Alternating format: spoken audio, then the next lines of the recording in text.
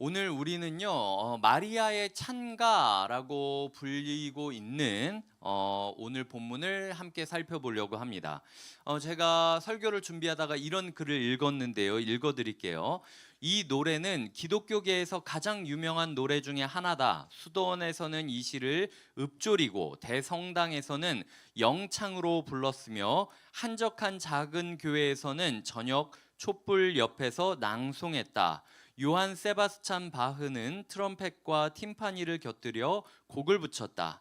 이 노래는 복음 이전의 복음, 베들레헴보다 30주 전에 갈보리와 부활절보다 30년 전에 울려 퍼진 눈부시게 찬란한 승리의 함성이다. 다시, 이 노래는 복음 이전의 복음, 베들레헴보다 30주 전 갈보리와 부활절보다 30년 전에 울려 퍼진 눈부시게 찬란한 승리의 함성이다 라는 글을 읽었다라는 거죠. 46절을 보면은요, 그런데 이 찬송의 시작이 이렇게 이야기합니다. 내 영혼이 주를 찬양하며. 마리아는요, 찬양을 선택했습니다. 그것도 고민과 슬픔의 찬양이 아니라 47절에 내 구주를 기뻐하였음은 기쁨의 찬양을 선택했다라는 거죠.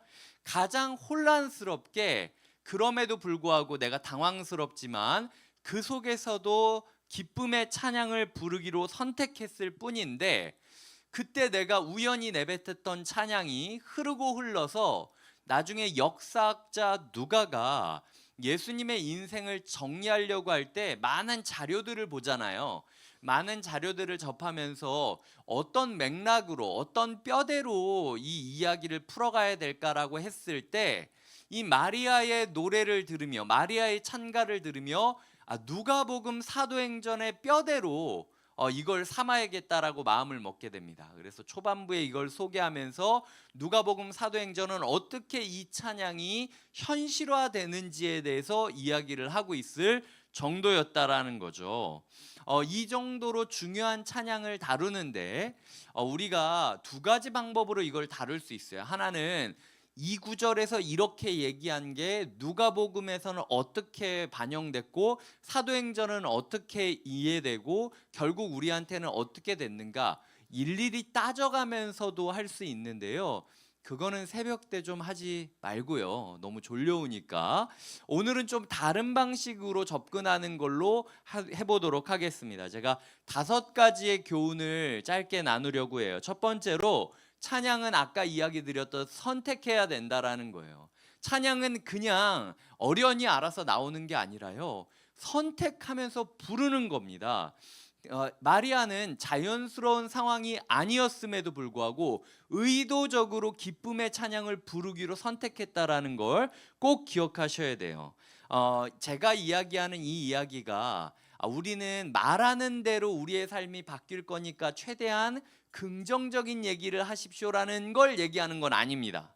제가 자기 암시를 하자라는 말은 아니에요. 제 말은 뭐냐면, 우리의 인생 가운데 제가 월요일 날 이야기 드렸듯 나의 틀이 깨지고 하나님의 그림이 그려지는 순간이 있는데요.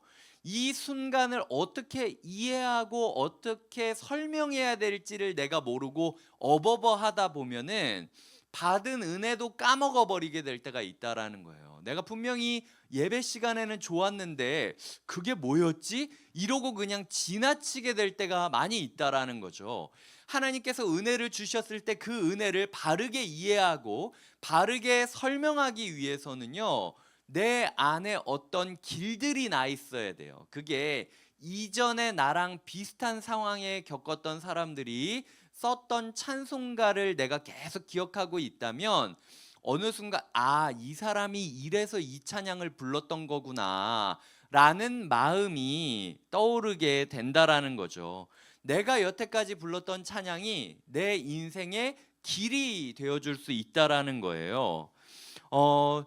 그렇기 때문에 우리는 찬양을 선택해야 되고요. 특별히 기쁨의 찬양, 설명될 수 없는 상황 가운데서도 선포되는 기쁨의 찬양을 선택해야 되는 거고요. 두 번째로는 조금 전에 이야기 드렸듯이 마음의 길을 내야 됩니다. 마리아가 나는 주님의 여종이다 라고 월요일 날 부르는 것을 통해서 평소에 사무엘상에 있는 한나, 사무엘의 어머니 한나의 모습을 많이 묵상하고 그리고 나도 한나처럼 되고 싶다라는 꿈을 꾸었다라고 제가 이야기를 드렸잖아요. 그 여종이라는 단어뿐만 아니라 오늘 본문에서 여러 부분이 한나가 사무엘상에서 외쳤던 기도와 찬양과 일치하고 있는 모습을 그리고 있습니다. 제가 표로 잠깐 보여드릴게요. 마리아의 찬가 속에 스며든 한나의 고백이 있는데요.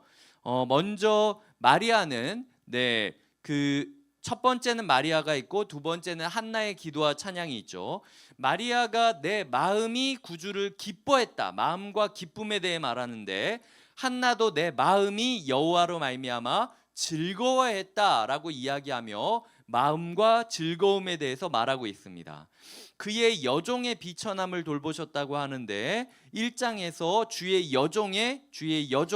주의 여종에게라고 한나가 똑같이 이야기하고 있어요. 그리고 마리아는 마음의 생각이 교만한 자들을 흩으셨다. 교만한 자들에 대한 심판을 말하고 있는데 한나는 심히 교만한 말을 하면 안 된다라고 교만을 반대시하는 모습을 기도 가운데 보이고 있죠. 그리고 마리아는 역전의 메시지, 있는 자는 없어질 것이고 뭐 없는 자는 생길 것이고, 이 역전의 메시지가 누가복음의 중요 키워드가 되는데, 이 한나는 사무엘상 2장 4절부터 9절까지 이 역전의 메시지를 굉장히 길게 풀고 있는 것을 그리고 있습니다. 네, 이제 표 지워주셔도 돼요. 그 중요한 거는요, 뭐 내용을 다 기억하지 못한다 할지라도 이것만 기억하면 된다라는 겁니다. 마리아의 찬양은 독창적으로 나온 찬양이 아니다. 마리아가 평소에 한나라는 여인을 대해 묵상을 하고 되씹고 기도를 하고 한나의 기도를 따라하기 위하여 계속해서 입 가운데 맴돌지 않았다면 설명될 수 없는 상황 가운데 한나의 기도가 마리아의 인생으로 체화가 돼서 고백되어지지는 않았을 것이다 라고 이야기를 하는 거죠. 즉 우리의 찬양 시간에 우리가 찬양을 하면서요, 공적으로 찬양을 하지 않습니까? 대부분 찬양을 할 때는 우리라는 이름으로 함께 찬양하는 게 예배 시간에 많이 쓰여집니다. 그런데 그 우리를 대상으로 누군가가 만들었던 공적인 찬양이 내 삶에 계속 맴돌다가 어느 순간 나에게 나의 찬양으로 바뀔 때가 있다라는 거예요. 예를 들어 우리의 삶에 찬양 가사가 이게 있었는데 그 가사가 맞아, 지금 내 삶에서 이 가사가 필요하지라고 그 구절만 딱 따가지고 우리가 흥얼거릴 때가 있다라는 거죠.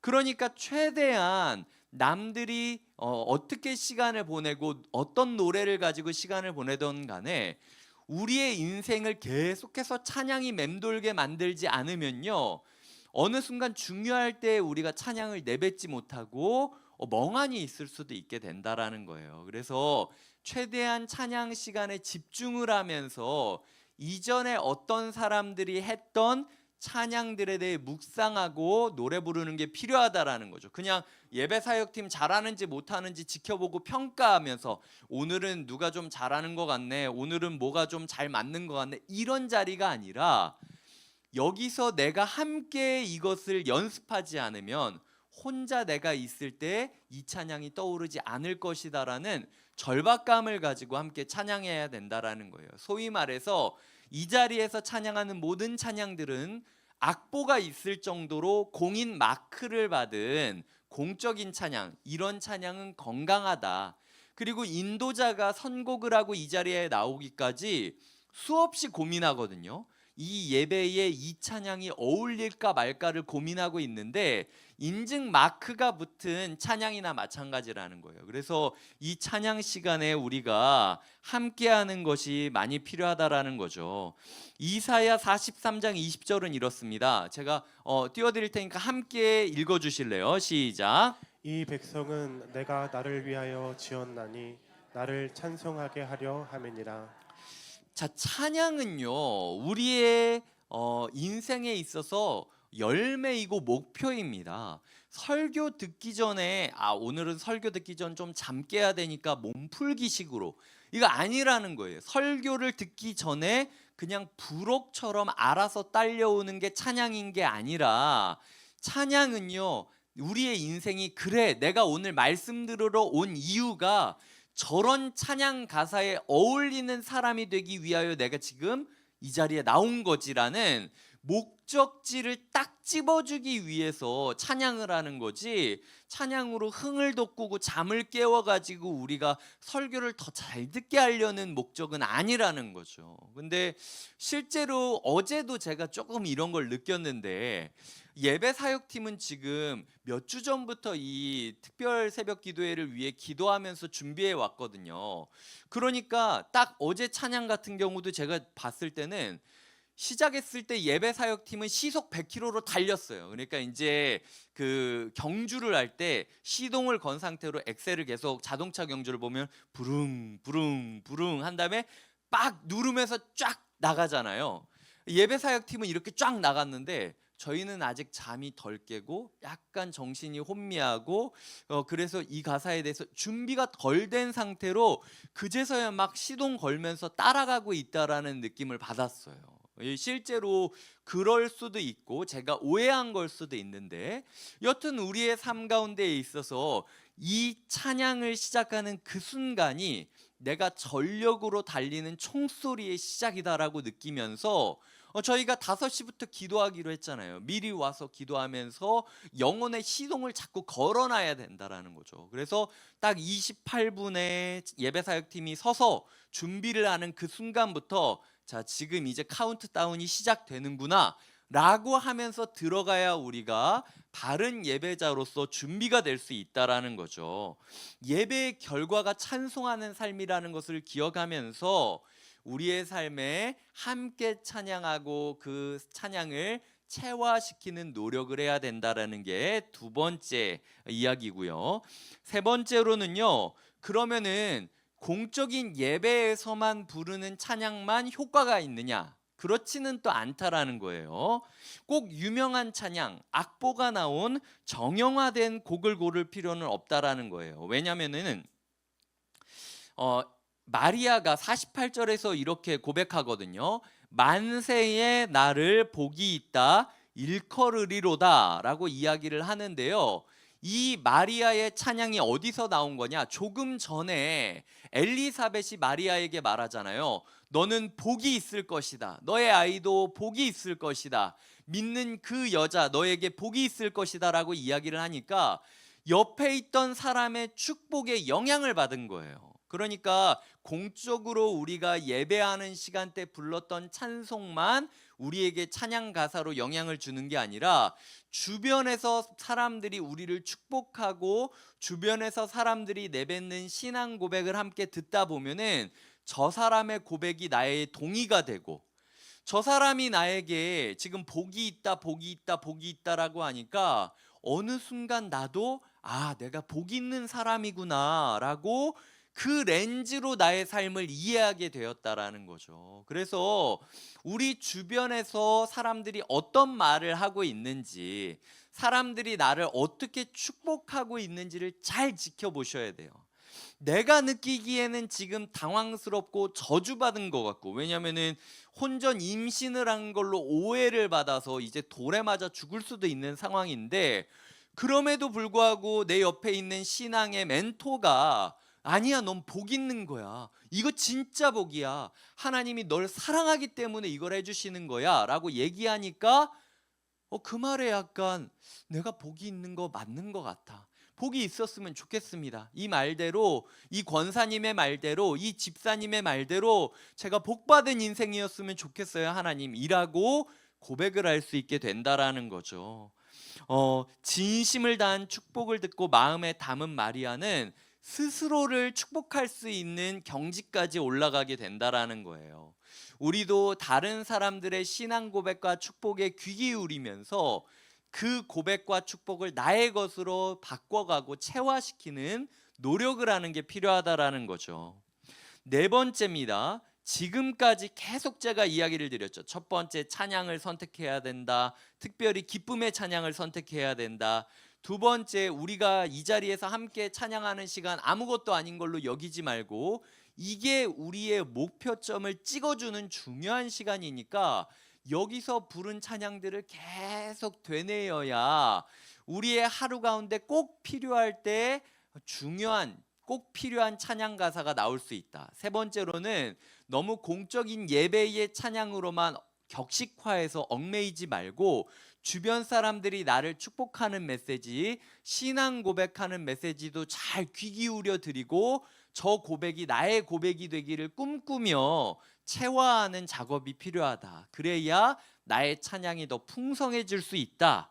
네 번째는 뭐냐면요, 우리가 부르는 이 찬양은요, 마치 제가 마이크에 소리를 낼 때 이 마이크가 스피커로 이어져서 큰 소리로 제 목소리보다 더 크게 들리는 것처럼 내 그냥 말로 풀 수도 있는 건데 찬양으로 신앙을 고백하게 되면요, 이 찬양이 마이크와 스피커의 역할을 하면서 내가 닿을 수 없는 곳까지 나의 신앙 고백이 전파되어지고 확산되어지게 되는 역할을 하게 된다라는 거죠. 제가 이 생각을 왜 했냐면, 마리아라는 이름이 어디서 나온 건지 혹시 생각해 본 적이 있으세요?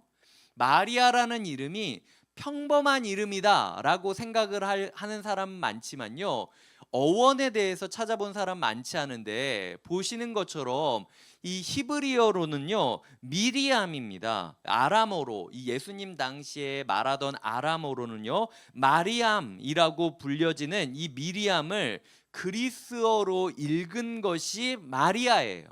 그런데 구약에서 이 미리암이라는 사람이 누구였냐? 이스라엘이 이집트의 노예였다가 탈출할 때 지도자가 모세였는데 모세의 누나였어요. 탈출하는 그 순간, 바다를 건너 홍해를 건너서 나가는 그 순간 미리암이 뭘 했느냐? 갑자기 탬버린을 듭니다. 이 탬버린이 구약 시대에는 소고라고 불려지는 거였는데요, 갑자기 탬버린을 들더니 탬버린을 치면서 노래를 부르기 시작해요. 출애굽기 15장 20절과 21절을 띄워드릴 테니까 같이 읽어주셨으면 좋겠습니다. 시작. 아론의 누이 선지자 미리암이 손에 소고를 잡음에 모든 여인도 그를 따라 나오며 소고를 잡고 춤추니 미리암이 그들에게 화답하여 이르되 너희는 여호와를 찬송하라. 그는 높고 영화로우시며 말과 그 탄 자를 바다에 던지셨음이로다 하였더라. 아멘. 지금 그 노래방이 아니잖아요. 지금 미리암이 노래방에 있는 게 아니라 지금 노예였다가 탈출해서 이삿짐을 다 들쳐업고 옮겨가고 있던 중이에요. 그리고 홍해를 건넌 지 얼마 안 되는, 뒤에서 추격하던 군대를 피해서 도망가던 게 얼마 안 되는 상황이었어요. 노예였다라는 건요, 시키지 않은 거는 안 하는 게 인이 박혀 있는 사람들이라는 겁니다. 그런데도 불구하고 미리암은 자발적으로 찬양을 하기 시작했다는 거. 거기다가 이삿짐에서 소고를 빼는 게, 원래 이렇게 강을 건널 정도로 무거운 짐을 들고 이렇게 여행을 가면요, 뭐 잔치를 하더라도 이삿짐 다 풀고 나서 하고 싶지 않겠습니까? 그 이삿짐에서 그 속옷 뒤적뒤적 거려가지고 꺼내가지고 그거 막 흔들면서 찬양하는 게 사실은 여간 노력이 아니었다라는 거예요. 하지만 그럼에도 불구하고 미리암은 너무 기쁜 나머지 누구도 시키지 않고, 오히려 미리암이 그런 행동을 하면 야, 오버하지 마, 저 사람 또 오버하네, 약간 이렇게 시선이 따가울 수도 있지만, 그럼에도 불구하고 미리암은 너무 기쁜 나머지 소고를 잡고 흔들기 시작하니까 모든 여인이 그녀를 따라서 같이 탬버린을 잡고 춤추는 잔치의 마당으로 바뀌게 되는 게 미리암의 찬양이 일어났던 역할이라는 거죠. 그렇기 때문에 이 미리암의 찬양과 마리아의 찬양이 연관이 되어져 있어요. 이 성경은 의도적으로 두 번째 미리암인 마리아의 찬양을 시작으로 해서 모든 여성들이 어떻게 찬양하고 춤을 추는지를 그리고 있고, 그게 두드러지게 등장하는 본문이 누가복음이라는 거죠. 그래서 누가복음에는 유난히 여성들이 신앙을 고백하고 여성들이 예수 그리스도 앞에서 아름다운 모습을 보이는 장면들이 많이 등장합니다. 그게 어디서 시작하는 것이다? 마리아의 찬가로부터 시작된 함께 탬버린을 치고 춤을 추는 모습으로 함께 예수 그리스도를 신앙을 고백하고 나아가는 모습으로 이어진다라는 거죠. 하나님은 우리가 오늘 이렇게 찬양을 하면서 포문을 열기를 원하시는 거예요. 우리의 인생이 나의 탬버린을 들고 내가 막 흔들 때, 야, 뭐 특세인데 조금 너 유별나다, 좀 뭐 오버하지 말고, 약간 이런 시선을 처음에 받는다 할지라도 나의 순수한 기쁨을 찬양으로 표현하고 몸짓으로 표현했을 때 그것이 반드시 누군가에게 확산될 것을 우리는 믿음으로 나가야 되는 게 네 번째 교훈이라는 거죠.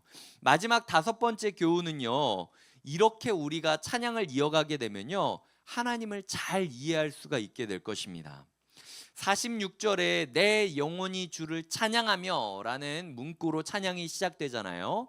근데 어떤 영어 성경에서는요, 이걸 이렇게 번역하기도 합니다. 내 영혼이 주님을 확대합니다 라고 번역을 하곤 한다라는 거죠. 찬양은요, 확대경이에요. 내 영혼이 주님을 찬양한다. 얼마 전에 제가 뭐 몇 년 전인가 가수 소양이라는 분이 이게 교회 집회를 할 때 이 마리아의 찬가를 가지고 그가 내게라는 찬양을 만들어서 부르는 걸 본 적이 있는데요.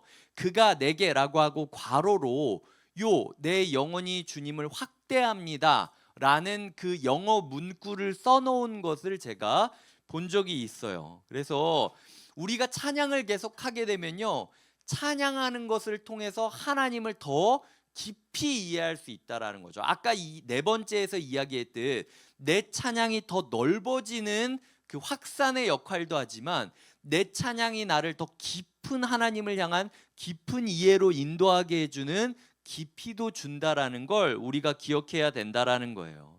우리는 찬양의 삶을 이어감으로써 보이지 않는 하나님이 어떤 일을 행하실지를 미리 보게 되는 축복을 맛보게 된다라는 겁니다. 말씀을 맺겠습니다. 오늘 56절에 보면요, 마지막에 이렇게 나옵니다. 마리아가 석 달쯤 함께 있다가 집으로 돌아갔다고. 시간이 없어요, 시간이. 지금 마리아가 엘리사벳을 만난 게 엘리사벳 임신 6개월이었고요. 임신 9개월이 돼서 이제 출산하기 직전까지 마리아와 엘리사벳은 집에서 함께 먹고 마시면서 서로의 신앙을 나누고, 그리고 찬양을 나누고, 고백을 나누고, 기도를 나누는 시간을 갖습니다. 그런데 생각해 보세요.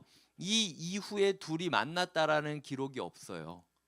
이 나중에 마리아가 인생이 어떻게 흘러가는지 아십니까? 수군거리는 동네 사람들의 시선을 견뎌야 했고요. 살던 동네를 떠나서 출산해야 했고요. 남편이 먼저 세상을 떠나야 했음에도 버텨야 했고요. 첫째 아들이 갑자기 생계를 팽개치고 나는 사람들을 변화시키기 위해 떠나겠다라고 집안일을 소홀히 하고 집을 나갔어도 흔들리지 말아야 했고요. 그 아들을 찾아가 설득하려고 하는 자신에게 당신은 내 어머니도 아니다, 이렇게 할 바에는 내 어머니라고 말하지 말라라는 말을 들었음에도 불구하고 상처받지 말아야 했다라는 거죠. 그렇게 사랑했던 아들이 십자가에 달려 죽는 것을 지켜봐야만 했고, 그 아들이 승천한 이후에도 교회에 끝까지 남아 사람들을 독려해야 되는 무거운 사명을 받은 게 마리아였어요. 마리아의 동력이 어디서 나왔겠습니까? 이 3개월밖에 없어요. 마리아가 3개월 동안 엘리사벳에게서 신앙을 전수받고 함께 찬양을 나누고 함께 기도하는 시간을 갖지 않았다면 마리아가 견딜 수 없었을 거라는 거죠. 엘리사벳도 그렇습니다. 엘리사벳은 아들 세례 요한을 낳고요, 나이가 들었기 때문에 얼마 안 있어서 세례 요한을 위탁 교육시키게 됩니다. 사막에 있는 어떤 경건 공동체가 있었어요. 자기의 그 귀한 아들을 사막에 있는 경건 공동체로 위탁 교육을 시키고, 그리고 세례 요한이 활동하기 전에 세상을 떠나야 했던 게 엘리사벳의 모습이었다라는 거죠. 내 아들이 어떻게 될지 보지도 못하고 떠나야 했던 엘리사벳이 그럼에도 아들을 신앙 교육할 수 있었던 비결이 뭡니까? 마리아와 함께 꿈을 키웠던 이 3개월밖에 없다라는 거죠. 찬양은요, 나중에 찬양하고 싶어도 못하는 날이 옵니다. 진짜 찬양하고 싶어도 너무 힘들어서, 너무 지쳐서 찬양 하나 뱉기도 어려울 정도의 날이 올지 몰라요. 어쩌면 여기 계신 성도님들이 지금 그런 상황일 수도 있다라는 거죠. 그래서 미리 배워두셔야 돼요. 미리 찬양하셔야 됩니다. 미리 익혀두지 않으면 중요한 때 찬양이 안 나온다라는 거예요. 이제 자막으로 한번 보여드리겠습니다. 마리아와 엘리사벳은 같은 꿈을 꾸었습니다. 같은 말씀을 들었습니다. 같은 소망을 붙잡았습니다. 이 사귐이 각자의 삶을 견딜 수 있는 기둥이 되게 해주었다라는 거죠. 성도님들한테 부탁드려요. 축복받을 수 있을 때 축복 받으셔야 됩니다. 찬양할 수 있을 때 찬양하셔야 돼요. 함께 할 수 있을 때 함께 하셔야 됩니다. 3개월밖에 안 돼요. 3개월밖에. 우리가 영원 무궁하게 이렇게 함께 어울릴 수 있는 게 아니라는 거죠. 누구는 세상을 떠날 수도 있고, 누구는 외국을 나갈 수도 있고, 누구는 지방에 취업할 수도 있고, 여러 가지 상황들이 펼칠 수 있기 때문에 오늘 이 순간 우리가 함께 꿈꾸고, 함께 말씀 듣고, 함께 소망을 붙잡으며 서로를 축복하며 찬양하며 함께 신앙의 사귐을 이어가실 수 있기를 주님의 이름으로 부탁드립니다.